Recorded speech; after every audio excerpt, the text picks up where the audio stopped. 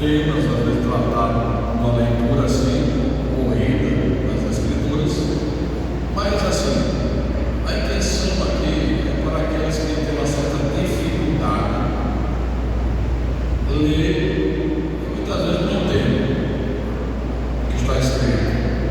Para os crentes mais antigos, já conhecem, já tem entendimento, mas assim, para os que já sabem, lembrar.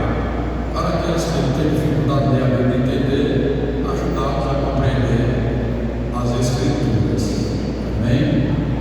Capítulo 3 de Mateus, que é a sequência da nossa leitura, e vamos exatamente ler somente o versículo 12. E sua mão tem a pá, ele limpará a sua erva, e recolherá o celeiro sem trigo, e queimará a palha com fogo, que nunca se apagará.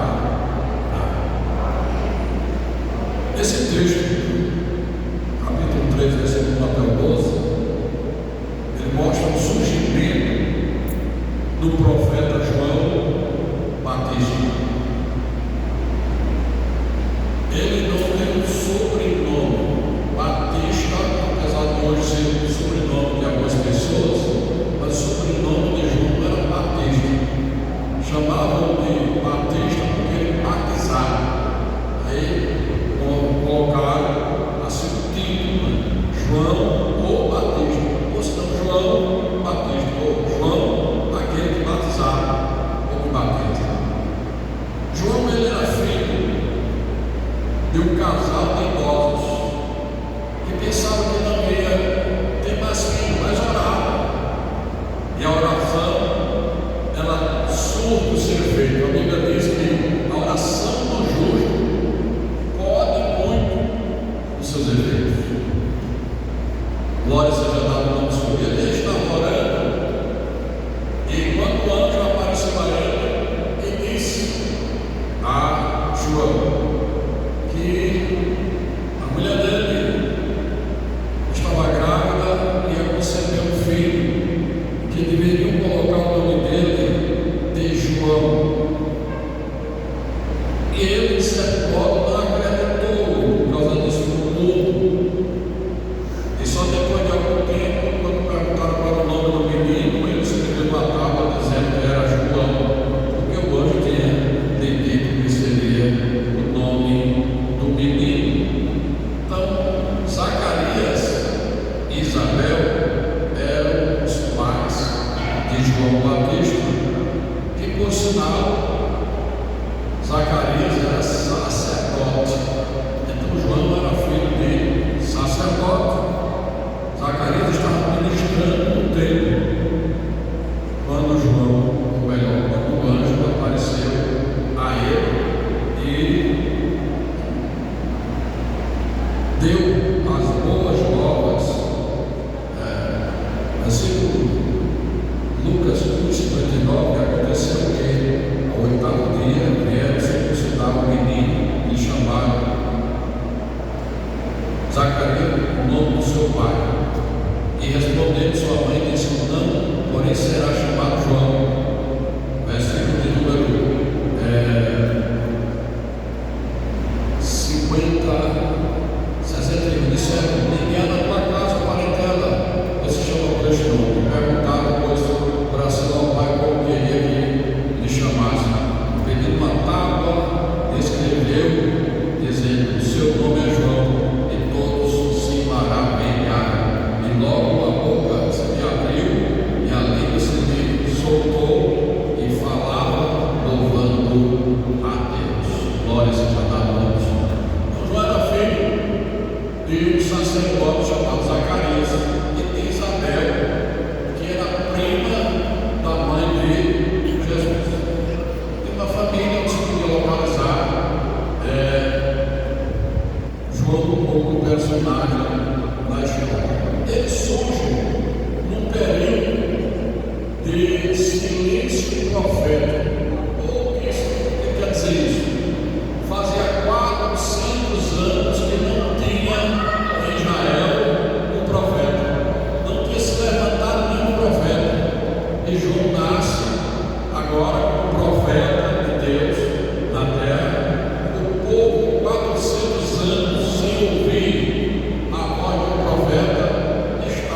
povo distanciado, estava um povo distante de Deus, praticando a religião, mas não exercendo a sua vida de servo e de serva de Deus.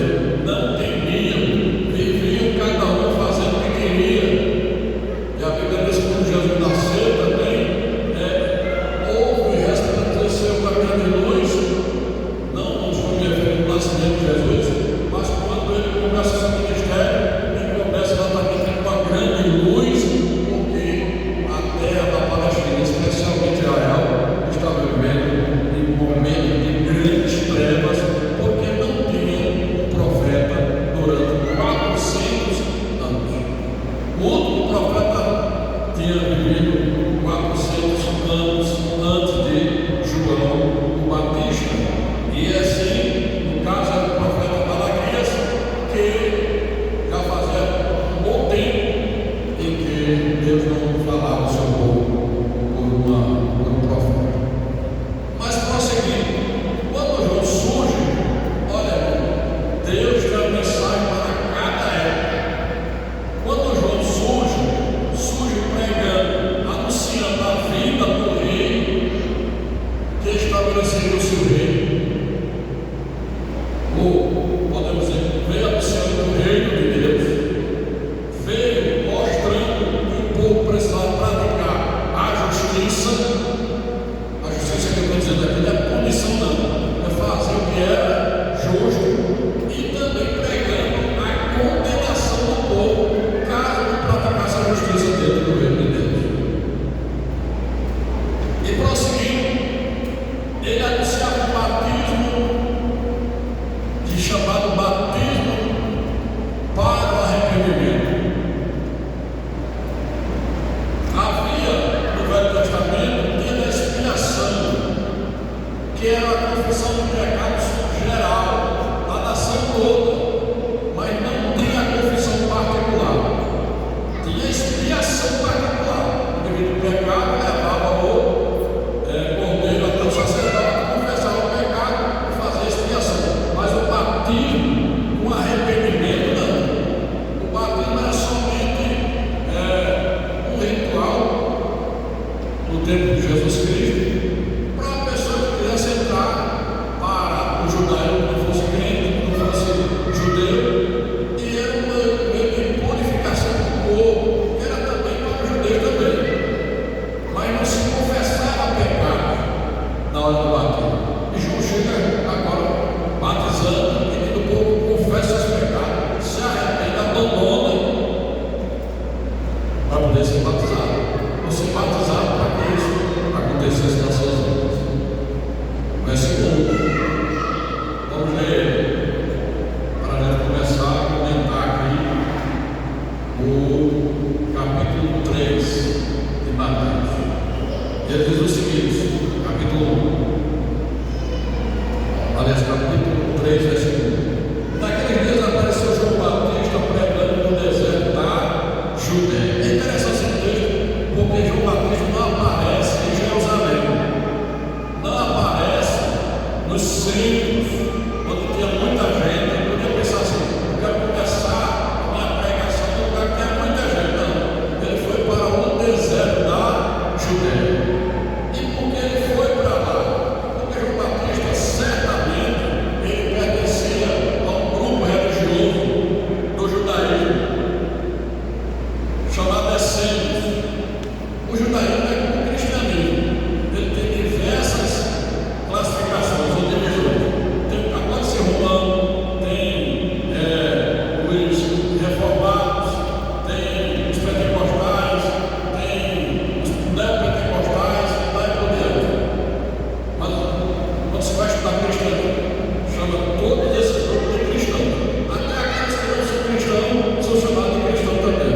E assim no judaísmo existem muitas divisões do judaísmo, da religião do judaísmo. E João, ele certamente era da seita dos essênios, do grupo dos essênios, por causa da maneira dele. Observando a maneira como era João, poderia se identificar que ele pertencia a esse grupo. Porque os essênios, primeiro, eles praticavam o celibato. A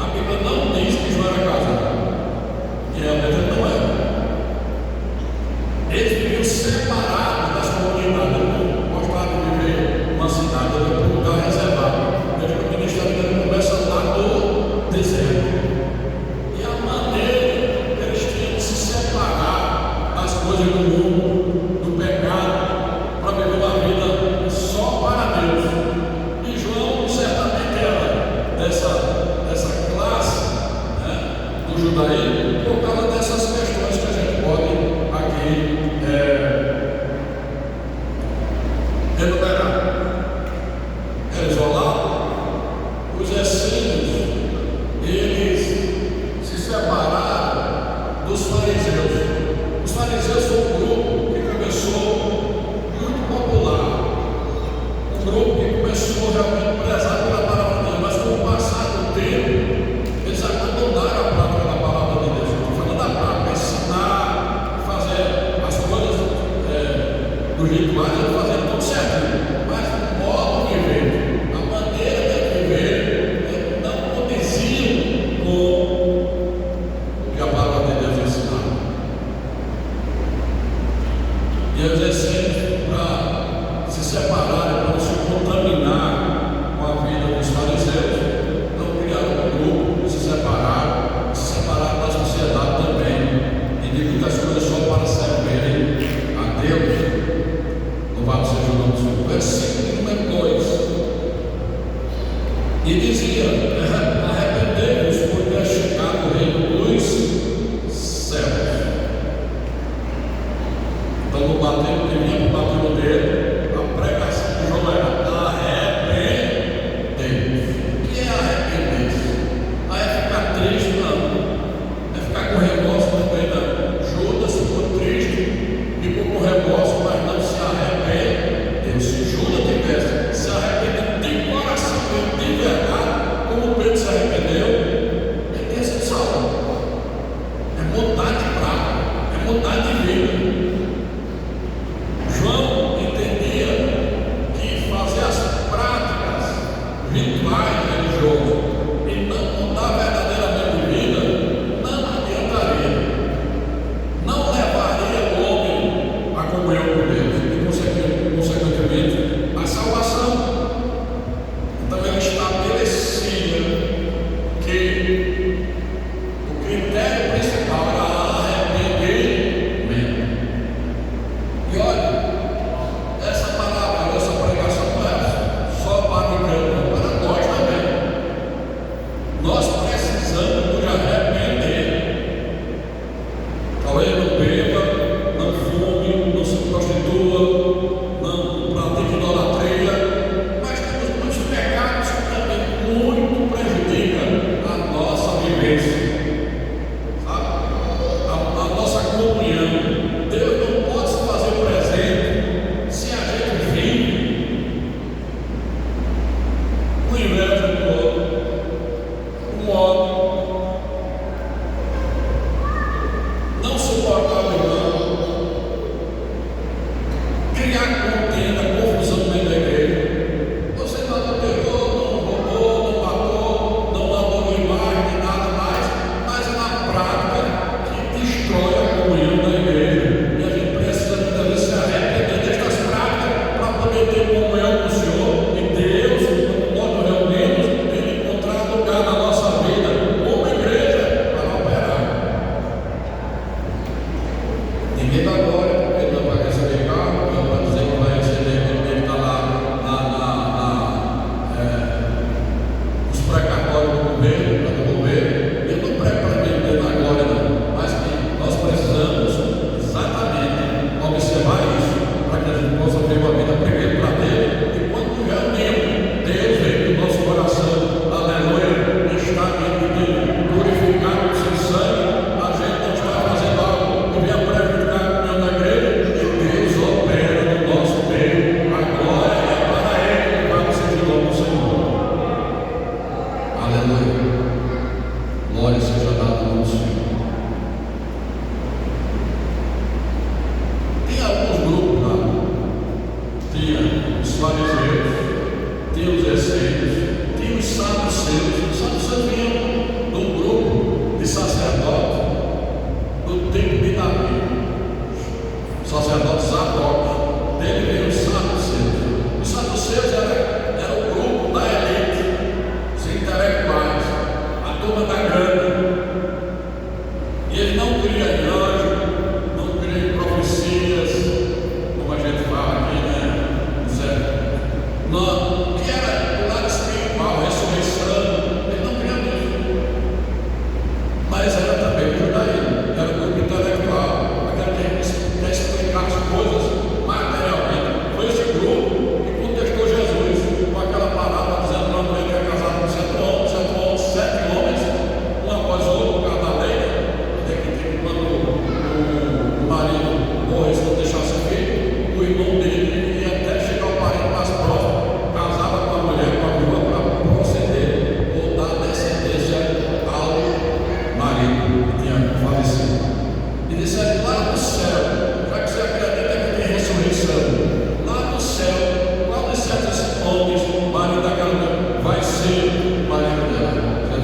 vocês não compreendem as escrituras, não conhecem o poder de Deus. Lá no céu, em casa, nem se dá em casamento. Na terra, como aqui na terra, que tem uma festa, a quantidade de sal que vai ser sal vai ficar eternamente, nem aumenta nem diminua.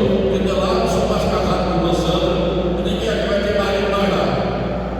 E nem vai ter mais esposa. Lá nós seremos como, não é anjo, também não seremos anjos, seremos seres humanos glorificados.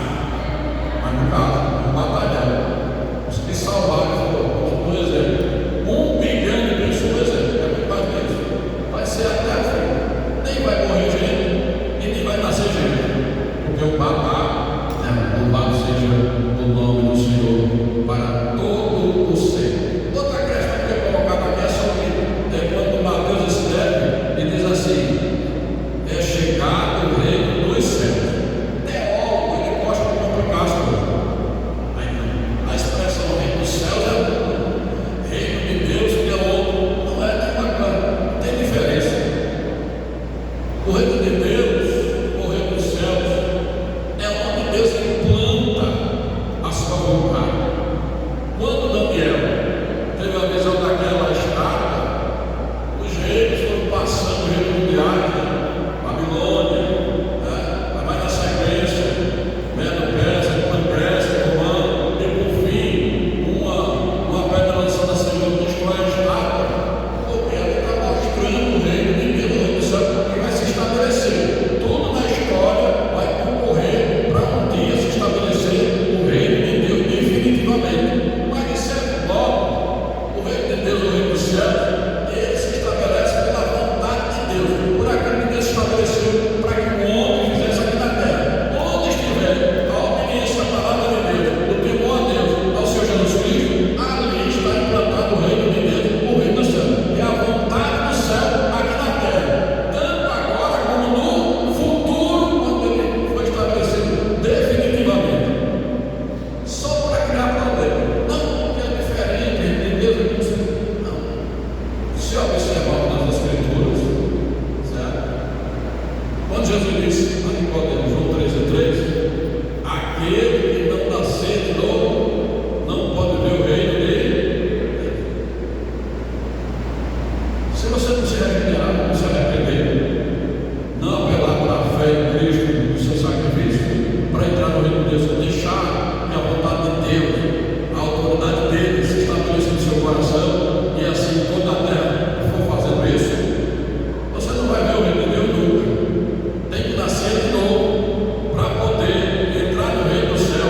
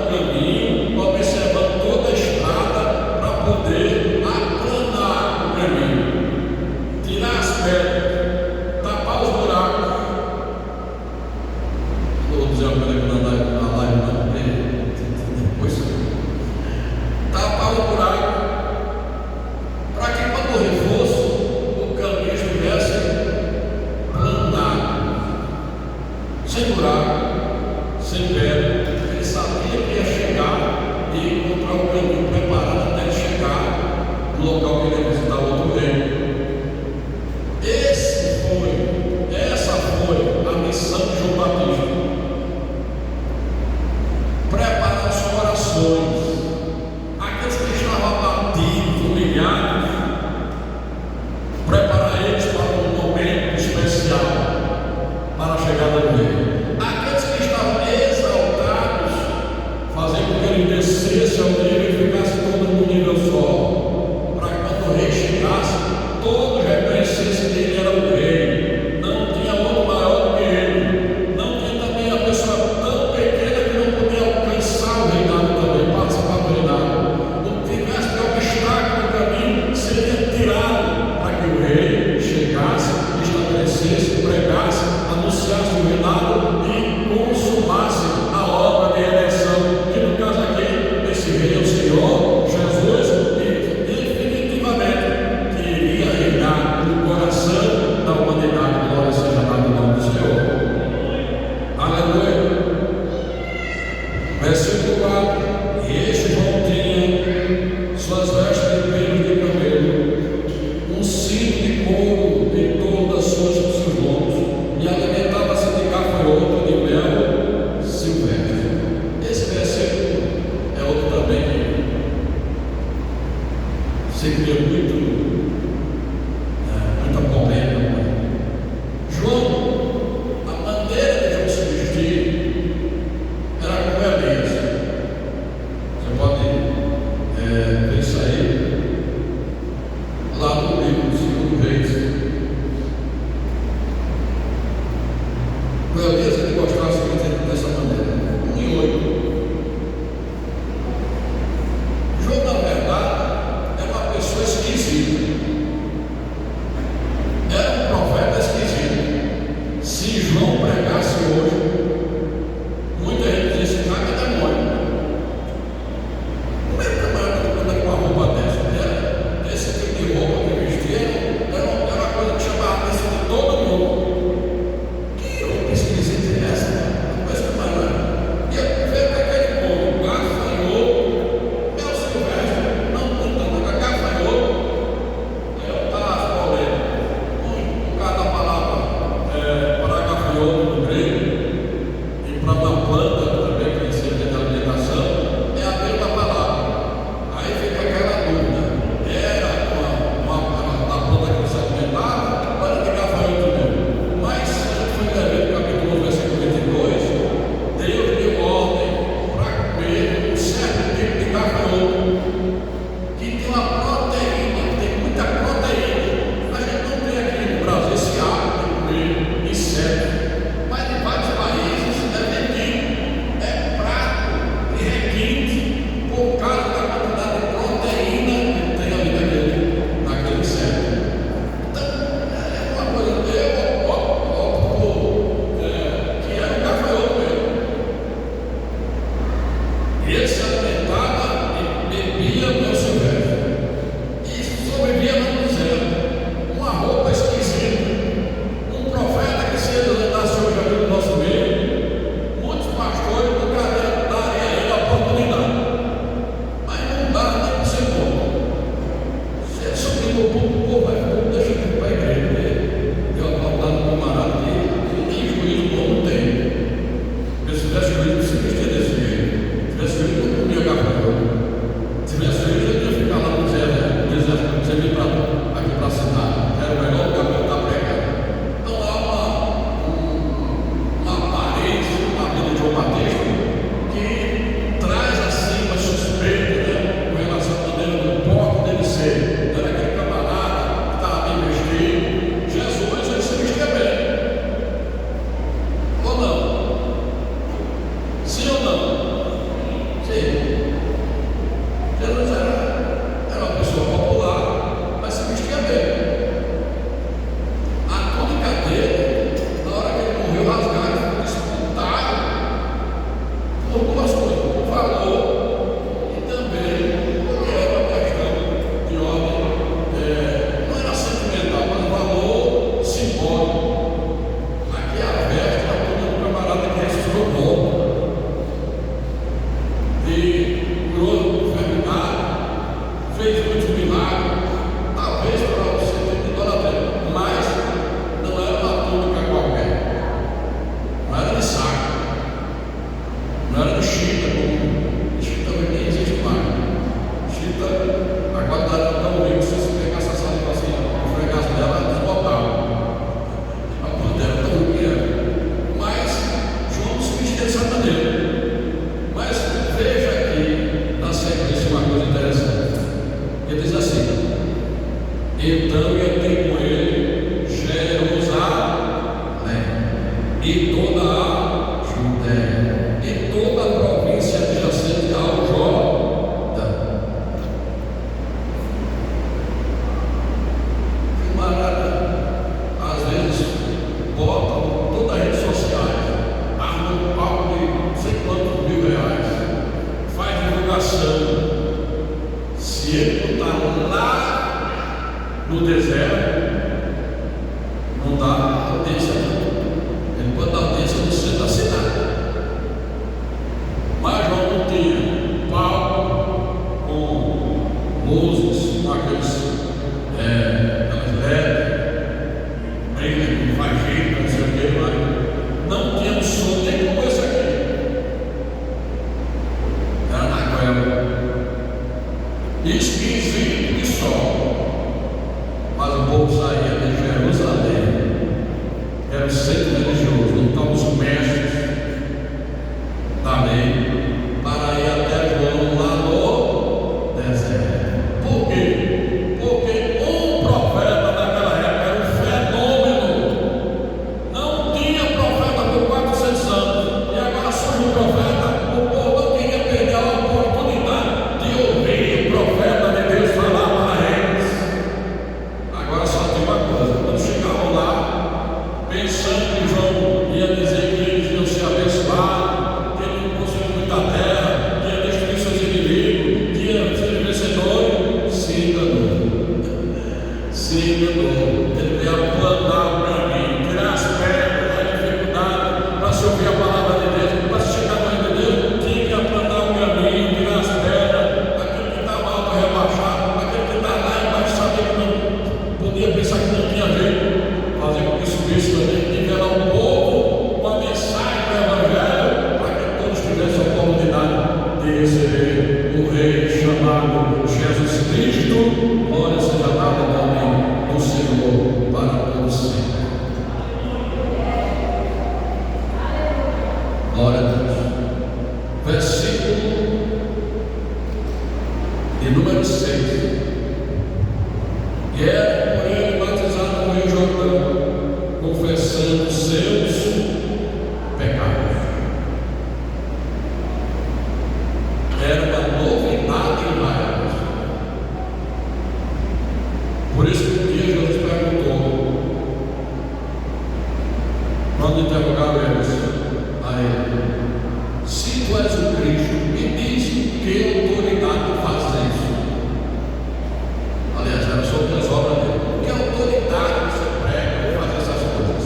Quem foi que lhe ordenou? Você pertence a um grupo, é filiado a um grupo do judaísmo. Embora que Jesus era judeu, ele ia ao templo, ele ouvia a palavra, ele tinha a oportunidade, ele ia na sinagoga, ele era um judeu praticante, mas antes de tudo, era o filho do Deus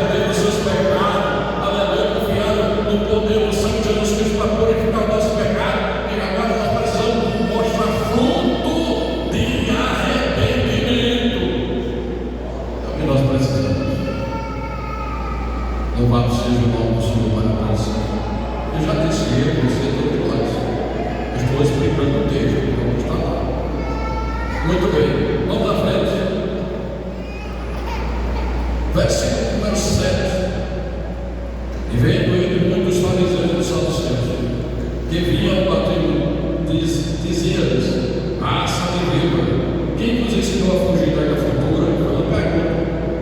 E é interessante que a gente pensa que os fariseus e os saduceus vieram lá para ser batizados por João. Olha o dedinho. Foi não, senhores teólogos. Eles eram inimigos de João.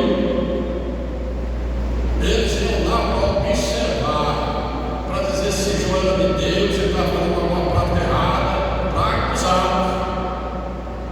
Porque eram dois grupos inimigos dos essênios. Os essênios queriam sair dos fariseus porque na trajetória que eu tenho, os fariseus eram um grupo assim, que se preocupava em praticar a palavra, mas depois, quando começou a ficar assim, muito orgulhoso do poder que eles tinham sobre o povo, se afastaram. E aí ele dirige uma palavra dura, sem dó nem compaixão. Eu dizia a princípio que Deus levanta o homem para o momento certo. Era necessário João se levantar naquele tempo para poder despertar aquele povo. Não era prometendo bênção, não, demonstrando a condição dele diante de Deus para que ele se arrependesse e traça o caminho e pudesse realmente participar de verdade do reino de Deus na terra e depois no futuro novo. Aleluia. Versículo número 7 é que nós estamos lendo, aqui, e a gente pode ver que João ele não poupou. Quando ele viu ele se aproximar, ficar lá observando, ele no Jordão batizando ele lá observando, quando fariseu, quando saduceu, identificaram logo. Eles vestiam aquelas tralhas, aquelas coisas assim que chamavam muita atenção, então não sabia, não precisava ninguém dizer. Versículo 8, aliás, ou seja, e vendo muitos fariseus e saduceus que vindo aqui o seu batismo, dizia-lhes: raça de víbora, quem vos ensinou a fugir da ilha futura? João utiliza aqui uma linguagem comum. Raça de víbora aqui pode ser associada ao enganador, ao diabo, a Satanás, a serpente, é a víbora. E pode também estar associado com a questão que quando os agricultores iam plantar, eles pegavam a erva daninha com toda a coisa que prejudicava o terreno para o plantio, juntavam e começavam a tocar fogo. E ali, quando ele começava a tocar fogo naquela área, o que era de víbora começava a fugir. Cobra, todo animal peçonhento sumia e não aguenta fogo. É como o diabo, ele não aguenta fogo não. Se o Espírito Santo desta noite descer aqui nessa igreja e começar aqui no Pentecostes, o fogo de Deus vai fazer com que tudo que você quer pelo diabo nosso meio foge, vai embora, porque não aguenta, não resiste à presença do fogo do Espírito Santo. E ele aqui está falando sobre isso. Vocês estão enganando o povo, vocês estão fazendo com que o povo se desvie de Deus, vocês estão fazendo serviço da serpente. Mas quem é que foi que vocês pensam que vão escapar da ilha futura? Vão fugir como os animais peçonhentos, como o Botafogo, ele vai embora, foge, escapa? Não vão escapar não, de maneira nenhuma. Não vai, vocês não vão ter como fugir da ira divina, que eu queria dizer. O fogo aqui é da ira divina. Louvado seja o nome do Senhor. Produzir, pois, frutos dignos de arrependimento, e não prestem mais de vós mesmos, dizendo: temos por pai Abraão. Porque eu vos digo que, mesmo destas pedras, Deus pode suscitar filhos a Abraão. Todo descendente de Abraão, vamos dizer assim, generalizando, não é todo, mas a grande maioria dos judeus, eles tinham a vaidade. Deus não vai condenar o seu povo, é impossível. Nós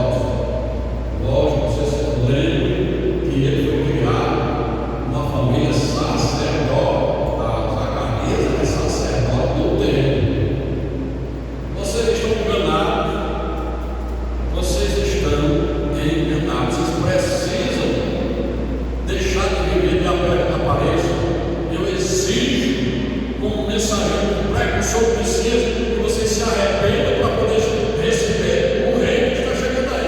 Caso contrário, vocês não vão escapar da condenação. Tem gente que acha que não vai ter condenação, não.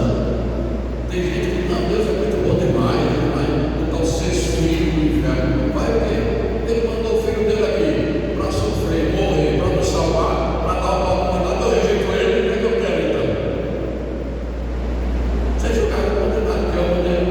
O meio era se livrar, era crendo dele, me arrependendo. Eu rejeito. Eu acho que isso é importante, que eu posso chegar para o céu sem Jesus, aí não tem era com o judeu. O judeu pensava que eu chegar lá no céu só por ser descendência de Abraão. E eu não vou ser julgado, nem haverá juízo, fogo, tragédia, condenação sobre nós. Aí João disse: olha, vocês estão enganados, Deus pode suscitar descendência de Abraão até nestas pedras. Aí veio as interpretações, alegoria. Deus estava falando, João estava dizendo a respeito dos gentios, que era pedra e tal, e que Deus ia suscitar até uma certa lógica, mas João está dizendo que ele não devia se confiar em ser descendência de Abraão, por isso que garantia a ele o direito da vida eterna. Não é porque você é membro do corpo da igreja, não porque você é só crente e faz parte da igreja, você vai para o céu. Nós precisamos estar dentro a palavra de Deus, a sua vontade para cumpri-la. Versículo número 8: produzir 2 frutos dignos de arrependimento, e não presumais de vós mesmos, dizendo: temos como pai Abraão, porque eu vos digo que ele destas pedras Deus pode suscitar filhos a Abraão. Produzir frutos de arrependimento, João está dizendo: vocês têm que mudar de vida, tem que ter mudança mesmo. Eu não sei como é que eu creio, se ele tem entendimento. Quando ele diz: eu nasci assim, eu não mudo, Deus sabe. Então você vai comer com o inferno. Você não quer mudar. Não quer mudar de maneira nenhuma. Eu e você, eu reconheço minha sorte. Acabava de dizer: eu sou assim, e Deus sabe que eu sou assim, não sou assim quem quiser. Não é assim. Porque existe um processo de arrependimento, de mudança. Deus trabalha na nossa vida moldando o nosso ser, o nosso caráter, para ir moldando igual, chegar o mais próximo possível de Jesus. Então não pode dizer, até alguém chama a síndrome do Gabriel, ela tem uma música: eu nasci assim, não sei o que, assim, eu sou assim. Nas escrituras não há abertura nem lugar para isso, não. Eu sou assim, não mudo, tem que mudar. Tem que mudar. Aquilo que não agrada a Deus, tem que mudar. Mas não sei ouvir e dizer 3, 4 palavras. Então, ore a Deus, peça graça, para você ficar ouvindo e ter graça para suportar. Porque vai terminar fazendo uma besteira e você vai perder essa lição. É assim, desse jeito. Não tem outro, não tem meio termo. Isso é para mim e para você. Adianta. Versículo 19: também agora está posto o machado à raiz das árvores, toda árvore, pois que não produz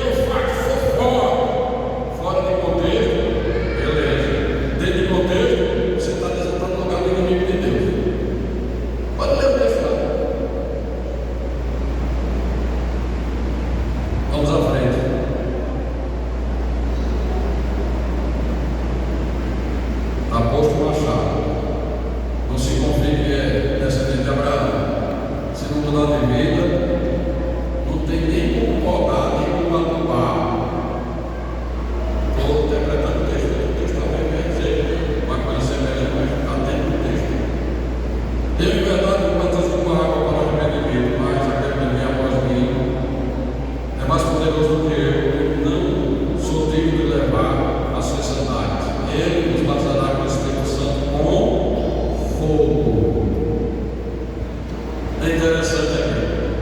João fala de um batismo, que é para arrependimento, bater o batizado. Depois diz: olha, após mim, estou preparando o caminho para ele. Ele está chegando aí já.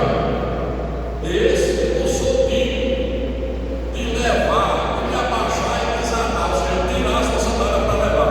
Entre várias outras atividades do escravo, ele tem que cuidar das sandálias do seu senhor.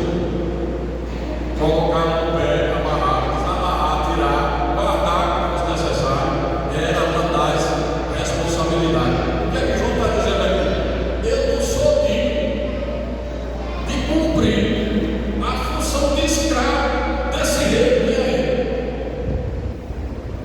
Como é desse escravo, já está numa situação difícil, mas ele sabe tanto a quem ele está servindo, a quem ele está trabalhando, para quem ele está trabalhando, o caminho para quem ele está preparando. Eu não sou digno de cumprir a função de escravo desse meu senhor, desse rei que está para chegar. E tem gente que parece que tem um rei da barriga. E meu amigo bota tanta banquinha para trabalhar para Jesus, exige tanta coisa. Esse não aprendeu com João Batista. Esse não sabe quem é o rei que João Batista preparou para mim, sabe nada. Aí não sabe nada, eu só vou audiência aí, irmão. Vai quantas pessoas nesse congresso? E agora você é animador de auditório? Vai cobrar ingresso? É para mandar pessoas para pregar? Como é que eu vou na pousada, tem um ar-condicionado, uma cabine bem assim, confortável, eu quero ficar meditando. É tanta resenha. Isso já está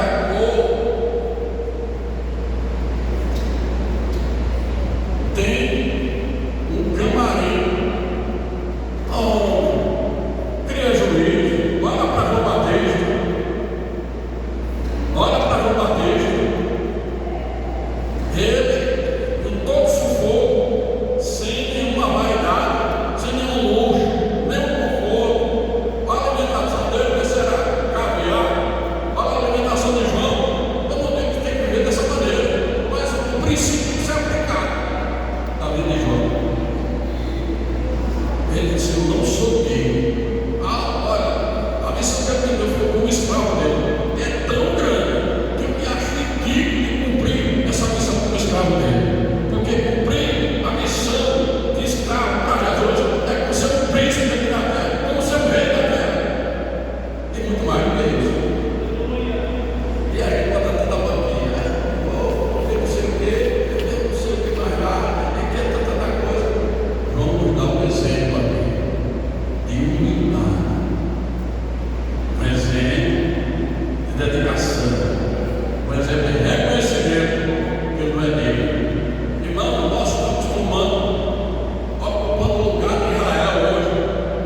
Tenha cuidado, eu e você tenhamos cuidado, porque nós não éramos para ser povo de Deus. Deus nos deu essa oportunidade, essa graça, por sua imensa misericórdia.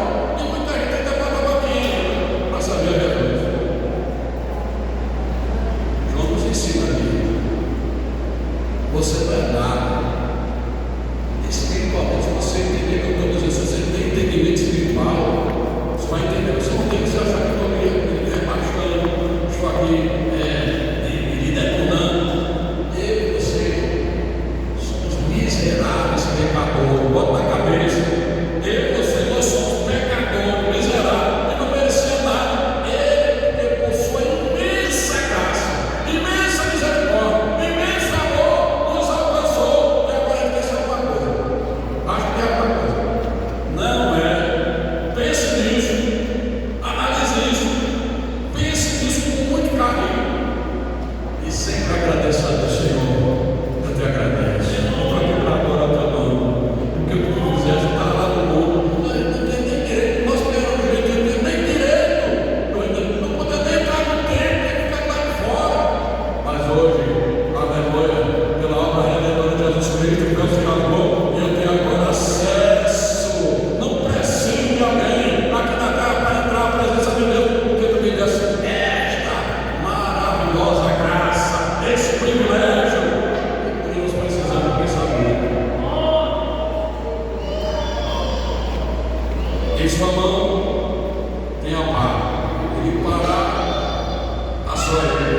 recolherá no celeiro o seu trigo e queimará a palha com fogo que nunca se apagará. Você não pode ser presunçoso, achando que por participar de alguma coisa vai dar o bem de Deus. Eu e você temos dificuldade de vida para produzir fruto e rendimento, porque senão ele tem a pá. Essa pá que tem aquela pá que a gente pega aqui, a terra, a areia, é um instrumento de madeira que serviria exatamente. Hoje substitui aquele instrumento, a peneira, quando vai se separar a palha do milho, do feijão, do trigo. Tem que fazer isso manualmente, artesanalmente. Sacode o café, sacode ele para frente, aí a palha voa. Só que isso era feito mesmo com uma ilha, num lugar reservado. E aquela palha era junta com a pá. E para não ter nenhum germe, ficar aquela palha com outra coisa lá. E o germe dele destruir o alimento cereal, eles colocaram fogo na palha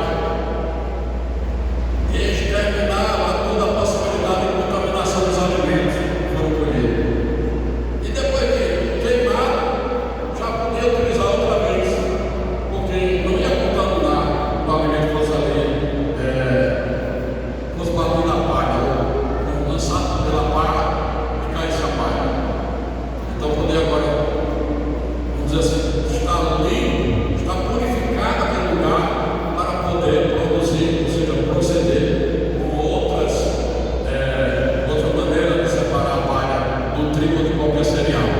Só que ele diz assim, que ele vai separar, vai tirar o trigo ou a semente, qualquer grão que for feito lá, vai botar no celeiro. Mas a palha, lá da ilha, a palha era queimada e o fogo se apagava. A finalidade era purificar a ilha. Mas ele diz aqui que